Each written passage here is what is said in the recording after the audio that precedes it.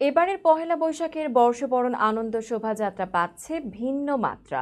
চারুকলা অনুষদের আয়োজনে প্রতি বছরের মতো এবারও বর্ষবরণ শোভাযাত্রা অনুষ্ঠিত হচ্ছে। তবে এই প্রথমবারের মতো এতে প্রতীক হিসেবে যুক্ত হচ্ছে রাজনৈতিক বার্তা, ফ্যাসিবাদ। সূত্র জানায়, শোভাযাত্রায় ফ্যাসিবাদের প্রতীক হিসেবে স্থান পাচ্ছে একটি মুখাবয়ব, যা শেখ হাসিনার রূপের অনুকরণে তৈরি। মুখটির দুই পাশে সিংহের মতো আকৃতি দিয়ে এটিকে আরও ভীতিকরভাবে উপস্থাপন করা হবে, যা ফ্যাসিবাদী শাসনের রূপক হিসেবে দেখানো হবে।